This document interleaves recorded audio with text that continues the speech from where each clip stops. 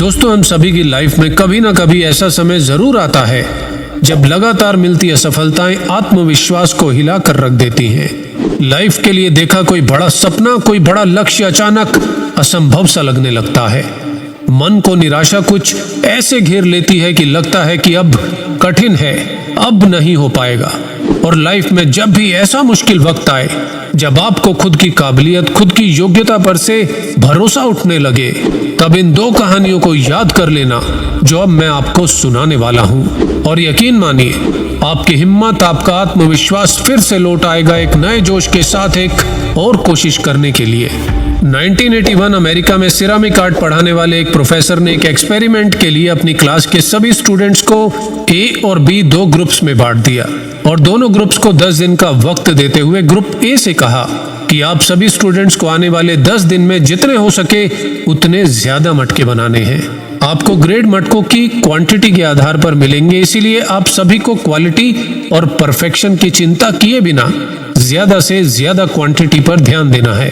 और group B से कहा कि आप सभी को आने वाले 10 दिन में केवल एक ही मटका बनाना है और वो मटका एकदम परफेक्ट होना चाहिए, क्योंकि आपको ग्रेड मटके की परफेक्शन के आधार पर मिलेंगे, क्वांटिटी के आधार पर नहीं।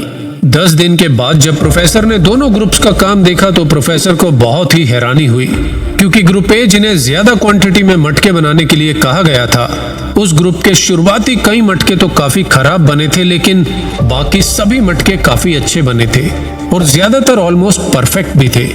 और क्वांटिटी भी ग्रुप बी से बहुत ही ज्यादा थी।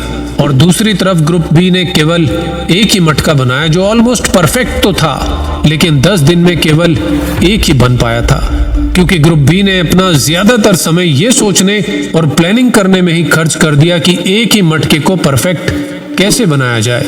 ग्रुप ए ने जब ज्यादा मटके बनाने की शुरुआत की थी तो शुरुआत में उन्होंने बहुत ही बुरे मटके बनाए। वो शुरुआत में कई बार फेल हुए, लेकिन वो अपनी हर गलती, हर कोशिश से सीखते और अगले मटके को बेहतर बनाते गए। और अपनी हर नई कोशिश, अपनी हर गलती से सीखते सीखते उनके मटके स्पीड से और परफेक्ट बनने लगे। इसीलिए आप भी अपने फेलियर से ना डरिए और ना ही भागिए, इनसे सीखिए, क्योंकि हर फेलियर आपको सफलता की ओर नजदीक ले जाता है। और ऐसी ही एक जिद्दी फेलियर की कहानी है बल्ब के आविष्कार की, जिसका आविष्कार 1879 में एडिसन ने किया था। लेकिन ये हम में से बहुत ही कम लोग जानते हैं कि बल्ब का आविष्कार तो 1841 में ही कर दिया गया था।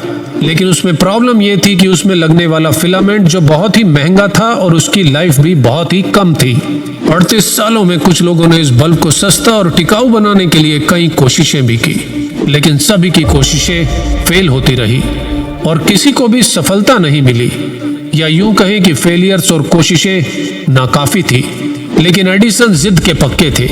ये इंसान फेलियर से कभी डरा नहीं, लगा रहा। एडिसन फेल होते फिर कोशिश करते, फिर फेल होते फिर कोशिश करते, और एक कामयाब बल्ब बनाने से पहले एडिसन 1000 बार फेल हुए।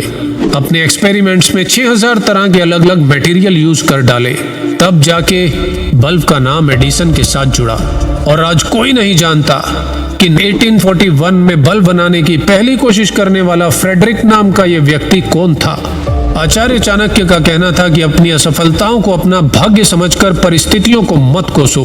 असफल होने में कोई बुराई नहीं। अफसोस करने में समय नष्ट करने से बेहतर है कि कोशिश दोबारा करो। और हर नई कोशिश में इस बात का ध्यान रहे कि असफलता का कारण हर बार नया होना चाहिए, पुरानी गलती को दोहराइए नहीं। असफलता एक चुनौती है, इसे स्वीकार करो। कहाँ रह गई कमी देखो और सुधार करो।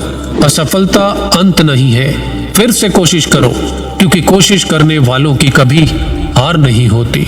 और मत भूलिए कि कामयाबी तक जाने वाले रास्ते सीधे नहीं होते, लेकिन कामयाबी मिलने के बाद सभी रास्ते सीधे हो जाते हैं। और अंत में केवल इतना कहना चाहूंगा कि winners never quit and quitters never win. धन्यवाद।